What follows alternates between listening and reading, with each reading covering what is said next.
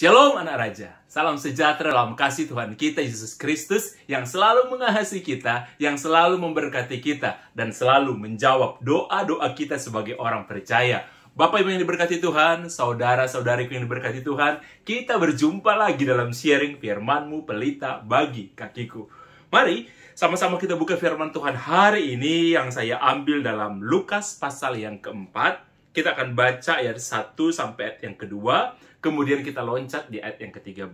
Kalau saudara punya waktu dan kesempatan di rumah, saudara akan membaca nanti di Lukas pasal yang keempat, ayat 1 sampai 13 secara lengkap. Tapi kali ini, saya akan membacakan buat saudara Lukas pasal 4, ayat 1, 2, kemudian kita loncat di ayat yang ke-13. Pencobaan di padang gurun. Yesus yang penuh dengan Roh Kudus kembali dari sungai Yordan, lalu dibawa oleh Roh Kudus ke padang gurun. Di situ ia tinggal 40 hari lamanya dan dicobai iblis. Selama di situ ia tidak makan apa-apa dan sesudah waktu itu ia lapar. Ayat yang ke-13, sesudah iblis mengakhiri semua pencobaan itu, ia mundur daripadanya dan menunggu waktu yang baik. Bapak Ibu yang diberkati Tuhan, saudara-saudaraku yang diberkati Tuhan, semua anak raja dimanapun Anda berada. Kita baru saja membaca sebuah kisah yang sangat luar biasa ketika Yesus dicobai di padang gurun. Sedang dari sini kita bisa mengerti, kita bisa memahami bahwa Yesus adalah 100% Tuhan dan 100% manusia. Dan status seperti itu hanya pernah dimiliki oleh Tuhan Yesus ketika dia ada di bumi 100% Tuhan dan 100% manusia. Dan saudara tahu ketika Yesus ada 100% dengan tubuh fisik seperti saya dan saudara, Yesus berpuasa selama 40 hari. Dia dibawa ke padang gurun oleh Roh Kudus. Sekali lagi, Yesus ke padang gurun untuk doa dan puasa sebelum Yesus memulai semua pelayanannya di bawah Roh Kudus untuk berdoa berpuasa di padang gurun. Dan setelah selesai, kerennya, setelah selesai, iblis datang untuk mencobai Yesus sebagai manusia, bukan sebagai Tuhan. Sebagai manusia, iblis datang untuk mencobai. Setelah Yesus selesai doa dan puasa, dituntun Roh Kudus selama 40 hari. Jadi, doa dan puasa bukan membebaskan kita dari pencobaan. Kadang-kadang kalau kita sudah rajin doa, kita rajin berpuasa, kita pikir kita akan bebas dari pencobaan. Kita akan bebas dari masalah. Kita akan bebas dari persoalan hidup. Ternyata tidak. Kita melihat Yesus sekalipun yang 100% Tuhan dan 100% manusia, puasa 40 hari, dibawa oleh Roh Kudus. Setelah itu dicobai oleh iblis. Saudara yang diberkati Tuhan, jadi sekali lagi, doa dan puasa tidak akan membebaskan kita dari pencobaan, Kita rajin berdoa, bukan berarti, kenapa ya? Saya rajin berdoa, Pak Pendeta. Kenapa pencobaan? Kenapa ada masalah? Saudara, di dunia ini, iblis masih punya kekuasaan. Karena ketika iblis, saudara, dilempar ke surga, dilempar dari surga maksud saya, dilempar dari surga ke bumi, iblis sampai hari ini, saudara, itu masih punya kekuasaan. Dia masih diberi kesempatan, saudara, untuk membuat apa yang bisa dia buat. Apa yang dia bisa lakukan. Dan Yesus dicobai oleh iblis. Sekali lagi, jadi kalau saudara hari ini sedang ada masalah, ada pencobaan, padahal semuanya baik, semuanya beres dalam kehidupan saudara, saudara berdoa, berpuasa, memberi perpuluhan, melakukan tugas-tugas pelayanan dengan baik, saudara harus ingat sekali lagi, Yesus pun dicobai. Jadi kalau saudara dicobai, saudara harus ingat. Itu berarti saudara pengikut Kristus sejati. Karena Yesus pun dicobai. Jadi kalau pengikut Yesus dicobai, itu adalah hal yang lumrah. Yesus dicobai. Jadi pengikut Kristus pun kalau dicobai, itu hal yang biasa. Yang harus saudara mengerti. Tapi mari kita lihat selanjutnya, saudara. Iblis ketika mencobai Yesus. Ada beberapa gambaran, saudara. Kalau saudara pernah menyaksikan film soal Yesus, ada iblis digambarkan seperti perjanjian lama. Dalam bentuk seperti seekor ular. Ada juga ketika ada film tentang Tuhan Yesus, iblis memang saudara menyerupai saudara hanya seperti cahaya, hanya seperti kilatan, atau hanya sebuah sosok yang berjubah hitam. Tetapi saudara, bukan itu inti paling masalahnya. Bagaimana bentuknya iblis? Karena kalau saudara kita lihat, ketika di perjanjian lama, ketika Adam dicobai oleh iblis, Hawa awalnya, ya ditawari buah, iblis, saudara dari zaman dulu, iblis tidak tampil menyeramkan. Iblis tidak tampil saudara seperti pocong, seperti vampir, seperti Dracula. Iblis tidak. Iblis itu tidak menyeramkan. Iblis tidak tampil menakutkan. Tugas iblis bukan menakut-nakuti manusia. Tugas iblis bukan saudara untuk menjadi sosok yang mengerikan, yang jahat. Dia datang kemudian saudara menakut-nakuti saudara. Iblis dari awal, dari perjanjian baru, dari perjanjian lama, ketika dia datang kepada Hawa, dia tidak tidak menyeramkan. Kalau dalam beberapa tayangan kita lihat, dia menyamar seperti ular. Jadi ular dipakai oleh iblis, saudara, dan berbicara kepada Hawa. Tidak menyeramkan. Kemungkinan pada waktu itu, ular adalah hewan yang paling menarik di waktu itu. Dan iblis memang selalu tampil menarik. Iblis selalu menipu. Iblis itu kan tugasnya, saudara, bukan untuk nakut-nakuti kita, tetapi untuk menggoda kita dan membohongi kita. Karena firman Tuhan sudah jelas mengatakan, iblis adalah bapa segala pembohong. Pendusta. Iblis itu pendusta. Bapa segala pendusta itu iblis. Dia sering berdusta. Seakan-akan baik, tapi ada dusta di baliknya. Ada dusta di balik. Dan itu yang iblis lakukan, saudara. Dia mendustai, dia membohongi Hawa. Tapi sekali lagi, tugas iblis bukan untuk nakut-nakuti manusia, tapi untuk membohongi manusia, untuk mencobai manusia. Demikian ketika iblis tampil di padang gurun bertemu dengan Tuhan Yesus, saudara, kenapa iblis bisa berbicara dengan Tuhan Yesus? Karena Yesus pada waktu 100% Tuhan dan 100% manusia. Dan kenapa iblis mengenal kuasa Yesus? Karena saudara harus mengerti, iblis atau disebut dengan Lucifer, dia dulu, saudara, penghuni surga. Dia pemimpin malaikat. Bahkan saudara, firman Tuhan mengatakan iblis itu digambarkan sebagai bintang fajar. Sesuatu yang menarik, saudara. Dijuluki sebagai bintang fajar. Karena saudara, kalau saudara melihat di waktu malam, di waktu menjelang saudara subuh, dan menjelang matahari terbit nanti, dan kalau saudara lihat keluar, menarik sekali kalau saudara beruntung melihat bintang fajar. Bercahaya, saudara. Dan menarik sekali, cahayanya menarik sekali di waktu fajar kalau ada bintang fajar. Dan iblis dijuluki sebagai bintang fajar. Dan dia dulu penghuni surga. Jadi dia kenal siapa Yesus. Ya kan? Dia tahu siapa Yesus. Dia tahu kekuasaan Yesus. Dan iblis mulai mencoba Yesus. Dalam Lukas dicatat, saudara, ketika iblis mencobai Yesus, ada 3 pencobaan yang iblis berikan. Ketika Yesus lapar, setelah selesai doa dan puasa, iblis mengatakan begini, kamu kan punya kuasa untuk bisa mengubah batu itu jadi roti. Apakah Yesus punya kuasa seperti itu? Iblis tahu Yesus punya kuasa seperti itu. Dari yang tidak ada dunia ini, diciptakan menjadi ada. Apalagi cuma mengubah sesuatu yang sudah ada. Itu gampang bagi Tuhan Yesus. Dan iblis tahu Yesus bisa melakukan itu. Makanya iblis katakan, engkau bisa mengubah sesuatu yang mudah. Sesuatu yang mudah, saudara, bagi Yesus. Dan Yesus juga dalam waktu itu dalam keadaan yang lapar. Daripada pergi, saudara, kembali ke desa untuk mencari makan, lebih baik mengubah sesuatu dari batu menjadi roti. Yesus bahkan, saudara, pernah dalam peristiwa memberi makan 5.000 orang, roti yang hanya 5, makan 5.000 orang, semuanya kenyang, mas tersisa 12 bakul. Roti itu nggak pernah habis, saudara. Ada terus sampai semua orang kenyang. Tapi saudara, kalau saudara kita lihat di sini, saudara, iblis menawarkan itu kepada Yesus. Pencobaan pertama Yesus katakan kepada Tuhan Yesus, ubahlah sesuatu yang menjadi kebutuhan kita. Kebutuhan yang mendesak karena Yesus itu lapar.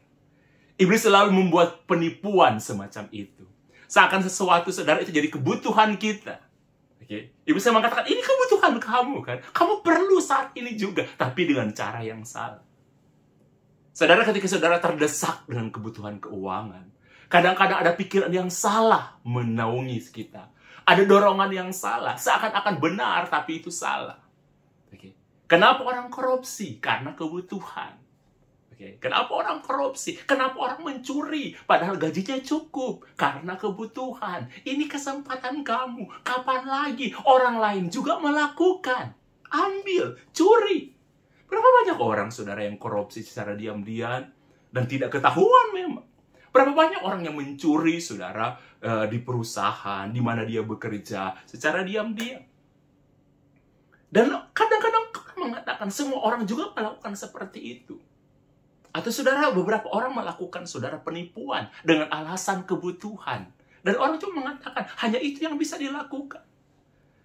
Bahkan ada orang yang menjual diri, saudara. Sekarang lagi, kalau saya baca di sebuah berita, saudara, di beberapa negara Eropa, saudara, sedang mengalami krisis secara ekonomi.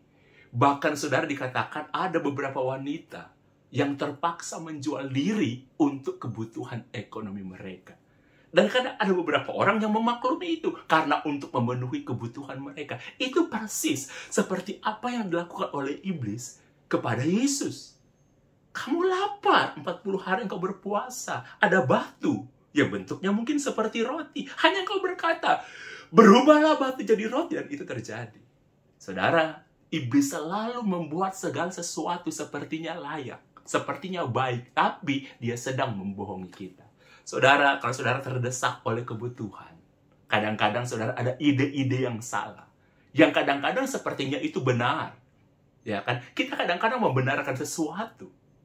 Kita sebagai orang Kristen kadang-kadang terpengaruh membenarkan sesuatu hanya untuk mendapatkan sesuatu, padahal kita tahu itu salah. Yang kedua, saya akan cepat aja, saudara. Yang kedua, Yesus di dalam Lukas dicatat, saudara, iblis membawa Yesus di satu tempat yang sangat tinggi. Kemudian iblis memperlihatkan seluruh kekayaan dunia yang bisa dipandang, dilihat oleh Yesus. Ya. Kemudian iblis mengatakan, semua ini adalah milikku. Di dunia ini semua itu adalah milikku. Karena memang, saudara, ada banyak orang yang mendapatkan kekayaan dengan cara yang salah. Jadi memang benar iblis bilang, apa yang kamu lihat ini, kerajaan yang kamu lihat ini, bangunan-bangunan yang kamu lihat ini, dunia yang kamu lihat ini, kepada Yesus dia bilang, semuanya itu telah diberikan kepadaku. Karena ada banyak orang, saudara, mendapatkan kekayaan dengan cara yang salah. Ada banyak orang mendapatkan jabatan dengan cara yang salah. Ada banyak orang, saudara, mendapat kemewahan dengan cara yang salah. Jadi iblis berhak mengklaim semua itu. Iblis klaim, semua kekayaan itu punya saya. Karena mungkin sebagian besar orang mendapat kekayaan dengan cara yang salah. Tapi ada juga orang yang mendapatkan kekayaan dengan cara yang benar. Tapi saudara, kebanyakan pada waktu itu iblis memperlihatkan, lihat semuanya ini. Ini semua dalam kepunyaanku. Kalau engkau tunduk menyembah aku, maka semuanya ini akan kuberikan kepadamu. Saudara, salah satu godaan yang paling luar biasa dalam kehidupan kita, itu godaan kekayaan. Ya, materialisme yang sekarang menguasai manusia. Oke, kita ingin terlihat kaya dan kita mau melakukan apa aja. Kita ingin terlihat kita sukses dan kita mau melakukan apa aja dengan cara yang salah. Nggak apa-apa. Oke, nggak apa-apa. Iblis selalu menurunkan, dia membohongi kita. Dia membohongi Yesus, dia bilang, semua ini milikku. Dia ingin membohongi Yesus, dia ingin mendustai, semua ini milikku. Aku akan berikan kepadamu asal engkau menyembah aku. Ada berapa banyak orang, saudara, yang menjual imannya demi kekayaan. Materialisme, hedonisme, hedonisme, ingin memuaskan diri sendiri. Kepentingan diri sendiri, merasa supaya kaya, merasa memiliki dunia ini. Saudara, iblis menawarkan dunia kepada Yesus. Dan iblis selalu menawarkan dunia kepada kita. Kekayaan materialisme, ya, hedonisme untuk kepuasan. Berapa banyak orang yang menjual iman Kristen hanya untuk ketenaran? Berapa banyak orang, saudara, yang menjual Yesus hanya untuk kekayaan yang hanya sementara? Karena kekayaan sebenarnya tidak ada yang abadi. Dan kekayaan, saudara, setiap apa yang kita dapatkan, itu tidak ada kekal. Semuanya hanya sementara. Yesus menawarkan itu. Iblis menawarkan itu kepada Yesus. Pencobaan yang ditawarkan. Dan kebanyakan orang tidak lulus. Ada berapa banyak orang yang meninggalkan Yesus karena jabatan. Karena kalau Anda punya jabatan, Anda akan punya kekayaan. Itu di dunia ini seperti itu. Ada berapa banyak orang seperti itu? Ada berapa banyak orang untuk naik, saudara, itu melanggar peraturan, melanggar saudara firman Tuhan. Hanya untuk bisa mencapai orang yang disebut orang dunia dengan materialisme, hedonisme, kekayaan yang kita pikir akan memuaskan kita. Ditawarkan. Tapi Yesus lolos dari semua itu, saudara. Terakhir, iblis memberikan pencobaan kepada Yesus. Iblis bawa Yesus di tempat yang tinggi juga. Dan iblis bilang begini, jatuhkanlah dirimu dari sini. Karena ada tertulis, malaikat-malaikat akan menantang kakimu sehingga engkau tidak terjatuh. Jadi jatuh dengan aman. Iblis menantang kekuasaan yang dimiliki oleh Yesus, kemampuan yang dimiliki oleh Yesus. Oke, kadang-kadang saudara kita seperti itu. Kalau kita mampu, ya bahkan dalam pelayanan sekalipun, kalau kita mampu, saudara, seakan-akan kita hebat. Oke, seakan-akan kita luar biasa. Dosa kesombongan. Iblis sentuh kesombongannya Yesus. Bisa nggak Yesus sombong dengan semua itu? Bisa nggak dia pakai firman Tuhan? Dia pakai janji firman Tuhan untuk kesombongan, untuk show, untuk memperlihatkan siapa dia. Ada terlalu banyak orang, saudara, yang seperti itu. Makanya Yesus bilang, saudara, di akhir zaman, ada orang-orang yang telah melayani dengan baik, penuh pengurapan, menyembuhkan orang sakit. Oke, ya, mengusir setan. Tapi Yesus katakan begini, aku tidak mengenal engkau karena engkau semua pembuat kejahatan. Karena ada begitu banyak, saudara, orang memakai firman Tuhan untuk show, untuk ketenaran pribadi. Oke, saudara menyembuhkan orang, saudara melakukan perkara-perkara mujizat, tetapi saudara itu saudara lakukan semata-mata, saudara, bukan untuk kemuliaan Tuhan, untuk ketenaran pribadi. Orang bilang, lihat saya. Sehingga saudara ada begitu banyak hamba Tuhan yang dikultuskan. Dan masalahnya memang orang yang mengkultuskan hamba Tuhan. Tapi kesalahan kita hamba Tuhan, kebanyakan hamba Tuhan menikmati pengkultusan itu. Yang berbahaya dari itu, saudara, ketika kita melakukan begitu banyak mujizat, kita khotbah kita luar biasa, pelayanan kita hebat, dan Anda mulai dikultuskan oleh umat, oleh jemaat, dan Anda mulai menikmati pengkultusan itu di pencobaan yang ketiga. Ketika iblis mengatakan kepada Yesus, itu ada di firman, jatuhkanlah dirimu dari sini. Dan engkau tidak akan terluka. Karena Bapa di surga akan memerintahkan malaikat-malaikat ini untuk menantang kau. Tapi Yesus bilang begini, tidak. Yesus menolak semua itu. Walaupun itu firman, saudara. Tetapi itu untuk kesombongan. Untuk menunjukkan show. Yesus lolos dari 3 pencobaan itu. Saudara, jangan sampai kita terjebak dalam dosa kesombongan. Dalam pelayanan sekalipun. Oke? Dan jemaat yang ada, saya ingatkan kepada Anda, jangan suka mengkultuskan hamba Tuhan, berbahaya. Kalau hamba Tuhan itu mau menyadari, dan dia bilang semua kemuliaan bagi Tuhan, tapi kadang-kadang ada begitu banyak hamba Tuhan akhirnya hancur. Ketika mereka dikultuskan, karena dia bangun gereja yang besar, bangun pelayanan yang luar biasa, punya pengaruh yang hebat, saudara, dia dikultuskan, dan hamba Tuhan menikmati pengkultusan itu. Menganggap itu semua dari dia. Menonjolkan pelayanannya, menonjolkan hanya gerejanya. Karena semua orang sekarang menonjolkan, ini gereja saya, ini hamba Tuhan. Padahal kan semua itu Yesus. Oke? Dan memang betul, kalau saudara panggil nama Yesus, saudara menyembuhkan orang, orang sembuh, setan pergi. Itu udah janji, itu firman Tuhan. Dan saudara lakukan. Tetapi saudara, dengan cara yang salah. Karena segala kemuliaan untuk saudara, untuk kita. Oke, untuk manusia, bukan lagi untuk Tuhan. Jadi, kebenaran itu sudah mulai melenceng. Saudara, iblis itu bapa segala penipu. Dia tidak tampil menyeramkan. Oke, dia menggoda manusia. Dia menjebak manusia. Dia membohongi manusia. Seakan-akan itu baik, padahal tidak baik. Dia bohongi. Dan begitu banyak orang terperangkap dengan kebohongan. Dan saudara harus selalu ingat, ketika iblis mencobai kita, dan kita berpikir seperti Adam dan Hawa. Hawa berpikir, baik juga ya. Oke? Ketika iblis menawarkan sesuatu. Dan ketika Anda berpikir, baik juga ya. Hawa melihat buah itu baik. Dan memberikan pengertian. Jebakan yang iblis buat seperti itu. Dia memilih buah yang terbaik. Yang penampilannya oke. Dan Hawa terjebak. Oh, enggak apa-apa. Coba saya pegang. Coba aja saya makan. Dan dia berikan kepada suami. Dosa selalu melibatkan orang yang dekat dengan kita. Oke. Saudara yang diberkati Tuhan, contohnya kita terjebak dan dosa, saudara. Ingat baik-baik, kadang-kadang kita mengenal tentang kasih karunia. Kita mengenal tentang pengampunan dosa, tapi Anda harus ingat ketika Anda telah setuju dan Anda terjebak dalam dosa. Dosa ketika saudara meminta ampun, dosa itu diampuni. Tetapi saudara-saudara tidak akan sama lagi. Contoh yang saya ingin kasih, yang ini selalu saya berikan dalam pemuritan anak-anak muda zaman dulu. Ketika Anda sebagai wanita, Anda kehilangan keperawanan. Oke? Anda tidak pernah akan sama lagi. Bahkan ketika Anda bertobat, meminta ampun, itu tidak akan mengembalikan keperawanan Anda. Tidak akan. Sekali lagi yang selalu kami ingatkan kepada kaum wanita pada waktu itu, mereka yang masih menjaga keperawanan mereka. Dan ketika akhirnya mereka tergoda, oh nggak apa-apa, semua orang juga melakukan. Oke? Nggak apa-apa, ada banyak sekarang pria yang mau terima kok. Kalau wanita udah nggak perawan, dan orang akan memaklumi. Dan kalau Anda kehilangan sebagai perempuan, Anda kehilangan keperawanan, ketika Anda bertobat, itu tidak akan mengembalikan keperawanan Anda. Dan Anda tidak pernah akan sama lagi. Tidak pernah akan sama lagi. Anda akan jadi orang yang berbeda. Sekali lagi, dosa tidak akan mengembalikan keperawanan.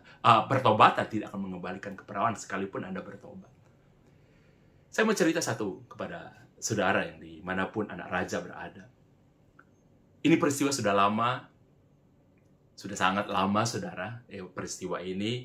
Dan ibu ini pun mengizinkan, dia bilang, Nixon, kesaksian ini boleh kamu ceritakan satu saat nanti. Untuk jadi pelajaran bagi orang. Jadi saudara, satu kali, ada seorang ibu yang saya kenal juga keluarga itu. Dia sedang sakit, dan dokter sudah menyerah, dan tinggal menunggu waktu. Dan dia juga menyadari, sakitnya itu akan membawa dia dekat lagi dengan kematian. Sehingga pada akhirnya sudah tidak dari luar negeri, dirawat juga di Indonesia. Kemudian akhirnya dia memutuskan dia ingin mati, dia ingin mengakhiri hidupnya bukan di rumah sakit, tapi di rumah. Akhirnya dirawat di rumah. Satu kali saudara saya dipanggil untuk bercerita, untuk ngobrol dengan ibu ini. Saudara, dia mengatakan, Nixon, kamu sendiri yang saya mau panggil. Saya ingin bercerita, saya ingin sharing dengan kamu sebelum saya kembali ke surga. Saudara, ibu itu, saya kaget. Saya berapa kali mendampingi orang menjelang mereka meninggal. Dan saya belajar, saudara, memang tidak ada orang yang mau mati membawa dosanya. Karena memang dosa itu, saudara, bukan untuk disimpan. Dosa bukan untuk disembunyikan. Dosa itu, saudara, untuk diampuni. Dan dosa yang diampuni adalah dosa yang diakui, pengakuan dosa. Bukan di hadapan manusia sih. Meminta kasih karunia Tuhan. Akui, aku telah jatuh dalam dosa. Seperti Daud juga, ya kan? Dosa itu, saudara, dosa yang diampuni adalah dosa yang diakui. Bukan pengakuan kepada manusia, tapi pengakuan kepada Tuhan. Karena ada banyak orang yang jatuh dalam dosa dan orang pikir beres tanpa pengakuan kepada Tuhan. Ibu itu mengatakan kepada saya, Nixon, saya pernah dengar khotbah kamu. Kamu bilang, dosa itu bukan untuk disembunyikan. Dan dosa itu diampuni kalau diakui di hadapan Tuhan. Karena ada begitu banyak orang yang mengaku berdosa. Oke? Banyak orang menyembunyikan dosa bahkan di hadapan Tuhan. Oh, Tuhan sudah ampuni kok, secara darah Yesus langsung membereskan dosa. Oh tidak, dosa itu saudara harus datang kepada Tuhan dan bikin pengakuan kepada Tuhan bahwa saudara berdosa dan saudara butuh kasih karunia Tuhan. Saudara, ibu itu bilang begitu. Ibu itu bilang begini. Dan jujur, Nixon, saya belum pernah meminta ampun. Saya tahu itu salah. Saya tahu saya berdosa. Tapi saya tidak pernah meminta ampun kepada Tuhan. Nah, sebelum saya kembali, saya ingin berbicara dengan kamu, Nixon. Saya ingin mengakui, saya nggak pernah cerita kepada orang yang lain. Tapi saya nggak tahu juga kenapa, kok saya terdorong untuk panggil kamu untuk bercerita soal ini. Ibu itu mengatakan kepada saya, Nixon, saya pernah hidup dalam persinahan. Saya pernah berselingkuh. Sampai hari ini, saya nggak tahu suami saya tahu atau tidak, tapi saya yakin tidak ada orang yang tahu. Hanya saya dan orang yang berselingkuh dengan saya. Saya diam mendengarkan itu. Walaupun saya agak kaget, saudara, saya diam mendengarkan itu. Saya menyimak setiap cerita, ada panjang cerita ibu itu. Saudara, dia ceritakan dengan berair mata. Dia menceritakan, ada satu yang dia bilang, saudara, alasan kenapa dia berselingkuh. Dia bilang, suami saya satu kali, Nixon, saya tidak menjelekkan suami saya, tapi suami saya satu kali ketahuan berselingkuh. Saya dapati dia, dan dia mengaku. Saya marah, Nixon. Dan saya berselingkuh itu untuk balas dendam. Rasa sakit saya, rasa kecewa saya terhadap suami. Saudara, itu banyak orang mau ibu, perempuan mau berselingkuh karena alasan seperti ini, ingin balas apa yang dilakukan oleh suaminya. Dan itu salah satu cara iblis untuk menipu kita. Salah satu cara iblis, saudara, untuk menipu tentang perselingkuhan. Kalau ada suami berselingkuh, istri membalas juga dengan berselingkuh. Kalau ada suami yang salah, istri juga balas dengan bersalah. Itu tipuan iblis, saudara. Dan itu kadang-kadang dianggap biasa oleh manusia. Dan iblis itu mengatakan, saya tahu, Nixon, itu salah. Saya tahu itu salah. Awalnya saya sangat tertekan dengan semua itu. Tapi karena saya ingat apa yang dilakukan suami saya akhirnya lama-lama hidup dalam waktu yang cukup lama. Tapi itu rahasia, nggak ada yang tahu. Tapi saudara, saya telah belajar, tidak ada perselingkuhan yang tidak ketahuan. Pasti ada tahu, apakah itu dikonfirmasi, apakah itu ditanyakan langsung, apakah itu dibongkar, atau saudara disembunyikan oleh orang-orang yang tahu. Saya telah belajar, saudara, apalagi zaman teknologi semacam sekarang, gampang melacaknya, saudara. 2 nomor telepon dimanapun berada dan lain sebagainya gampang. Tapi bukan itu yang saya ingin bahas. Jadi ibu ini sakit hati. Dia ingin membalas perlakuan suaminya. Dia menangis dan dia bilang begini, tidak ada yang tahu. Suami saya pun tidak pernah ngomong. Kemungkinan dia tidak tahu, Nixon. Anak-anak dan sebuah orang tidak tahu. Saya diam, saudara. Saya tidak memberikan komentar apa-apa. Walaupun dalam hati saya telah belajar banyak bahwa tidak ada perselingkuhan. Tidak ada dosa, saudara, yang itu tidak tahu. Tahu.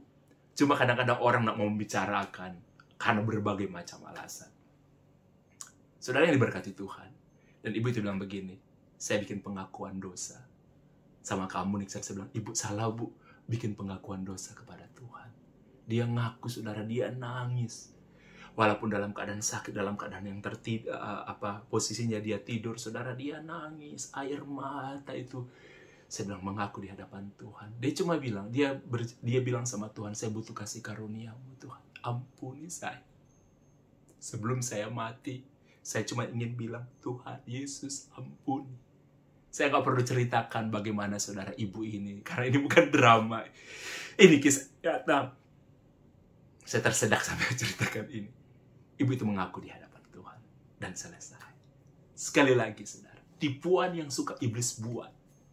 Oke, iblis itu bapa segala pembohong. Seperti ibu itu bilang, begitu sama saya. Saya berselingkuh karena suami saya lebih dulu berselingkuh. Walaupun saya tidak suka dengan kata berselingkuh. Itu bukan Alkitab mengatakan persinahan. Sekalipun banyak orang nggak mau pakai kata itu. Tapi persinahan itu hubungan pria dan wanita di luar nikah. Itu namanya persinahan. Kalau hubungan saudara orang belum menikah, itu percabulan aja, saudara. Tapi saudara tahu, kalau hubungan seks antara pria dan wanita di luar pernikahan, pada mereka sudah menikah, itu persinahan. Dan Tuhan sangat nggak suka dengan itu. Ibu itu nangis, saudara. Walaupun alasan ibu itu seakan-akan benar, membalas apa yang suaminya lakukan. Tapi itu tipuan iblis. Dan ibu itu, saudara, tidak sama lagi. Penghargaan kepada suaminya. Bahkan saudara, kalau saya nggak bisa cerita lebih dalam kepada saudara. Rasa yang dia rasakan, saudara. Cara dia memandang hidup dan lain sebagainya. Dia sempat bilang begini, saya hidup dalam kemunafikan. Saya hidup dalam kepura-puraan. Tidak sama lagi, sekali lagi. Ketika Anda sebagai istri atau suami, Anda berselingkuh. Anda tidak pernah akan sama lagi. Penghargaan Anda terhadap pernikahan tidak akan sama lagi. Penghargaan Anda terhadap pasangan itu tidak akan sama lagi. Anda bertobat. Diampuni dosanya. Yes. Tapi perselingkuhan itu sudah terjadi, saudara. akan mengubah Anda. Itu saya sudah konselingi banyak orang, dan saya telah melihat, bahkan jauh sebelum saya menikah, saudara, saya sudah mengkonselingi orang-orang seperti itu.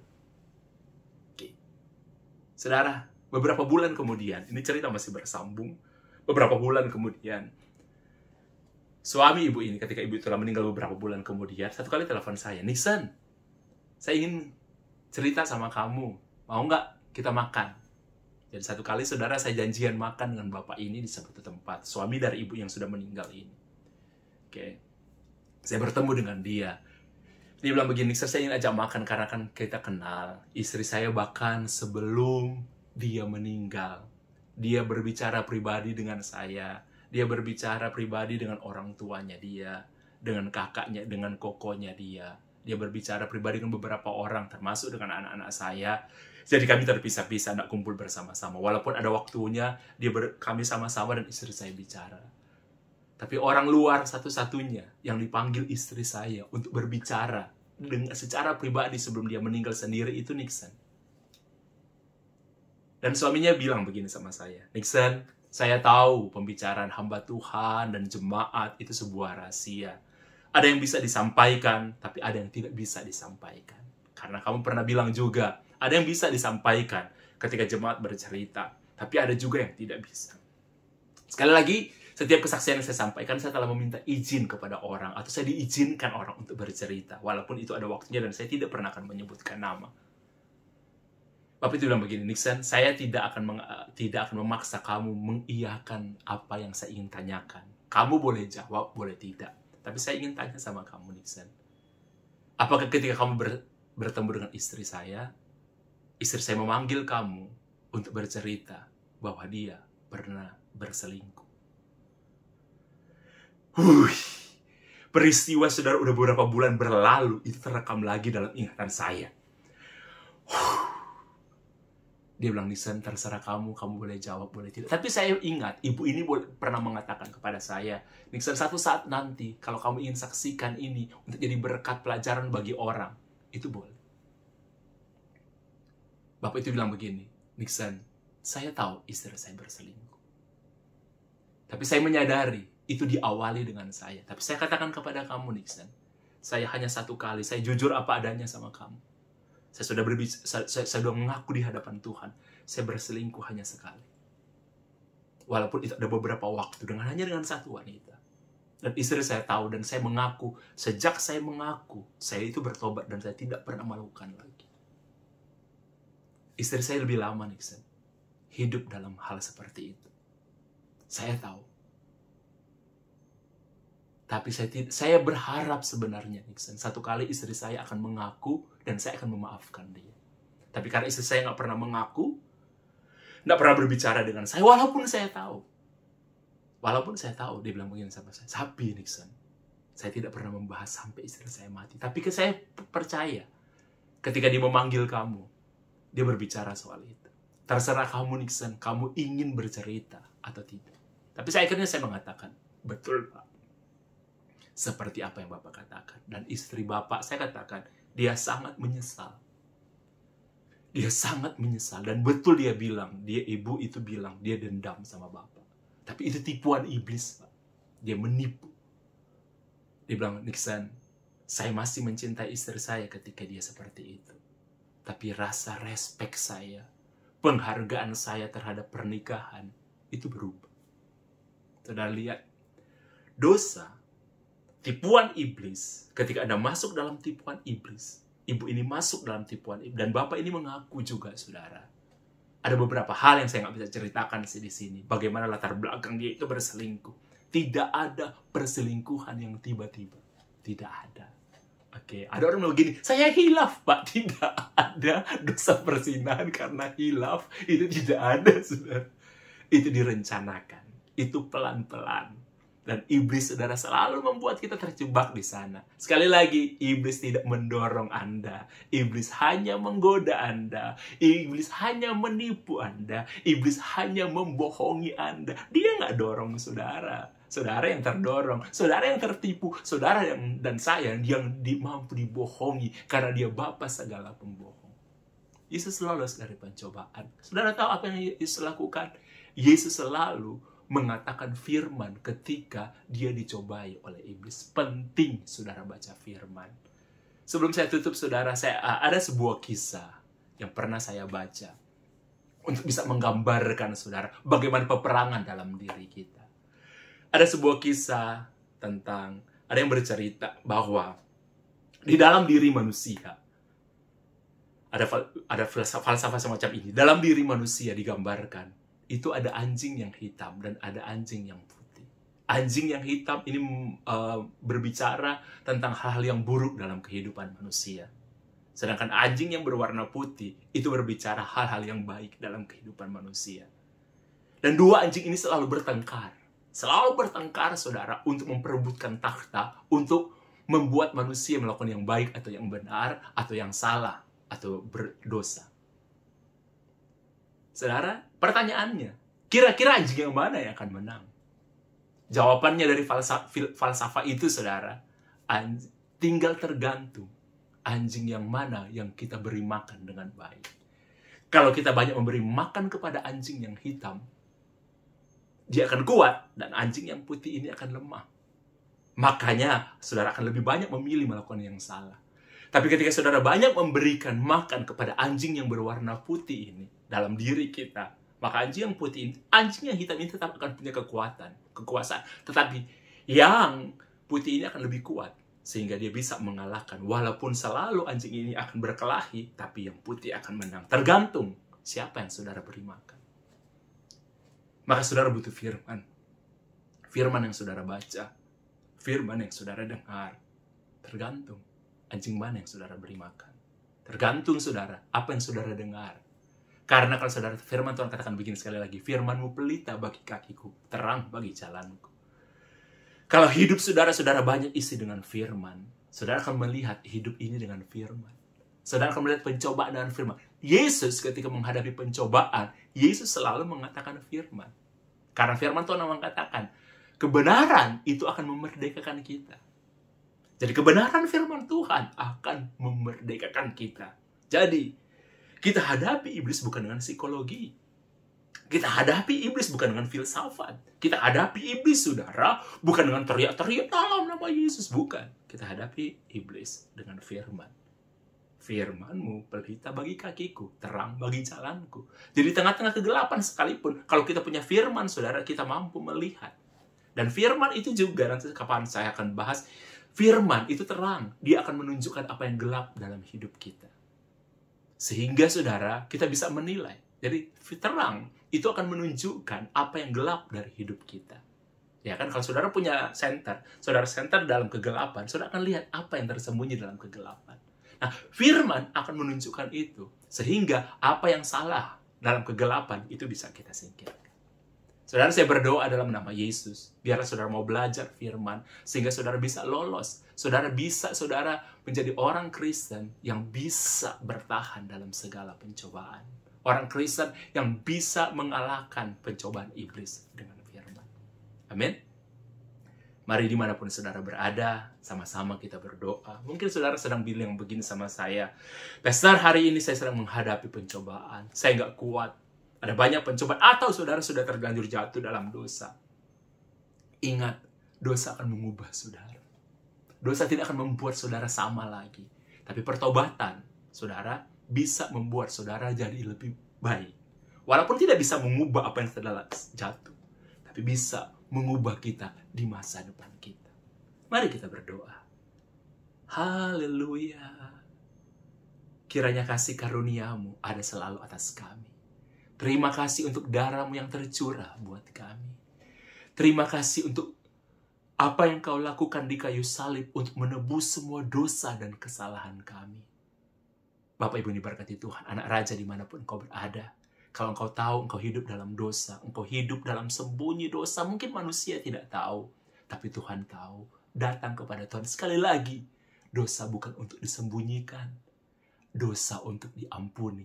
Dosa yang diampuni adalah dosa yang diakui dan minta kasih karunia Tuhan untuk supaya saudara bisa berubah, saudara bertobat, sadar dan tidak berbuat dosa lagi. Karena Yesus selalu berpesan kepada orang-orang yang Yesus doakan, pulanglah dan jangan berbuat dosa lagi. Jadi bertobatlah dan jangan berbuat dosa yang sama lagi. Kalau saudara dan saya hidup dalam dosa yang sama, saudara bukan jatuh dalam dosa, tapi hidup dalam dosa. Biarlah kasih karunia Tuhan mengampuni dosamu. Biarlah kasih karunia darah Tuhan Yesus kayu salib mengampuni dosamu, sehingga engkau tahir, engkau diubahkan. Dosa kita yang seperti kain kermisi diubahkan putih seperti salju oleh darah Tuhan Yesus Kristus. Terima kasih Tuhan, kami mau bertobat, dan kami janji, kami akan meninggalkan dosa, tidak akan hidup dalam dosa. Dalam nama Tuhan Yesus Kristus kami berdoa dan bersyukur. Haleluya, puji Tuhan. Amin. Anak Raja, dimanapun Anda berada, tetap semangat, bangkitlah. Jangan pernah menyerah kepada keadaan. Jangan menyerah kepada dosa. Tapi kita kalahkan dosa bersama dengan Tuhan Yesus Kristus. Saudara bisa. Tuhan memberkati kita semua.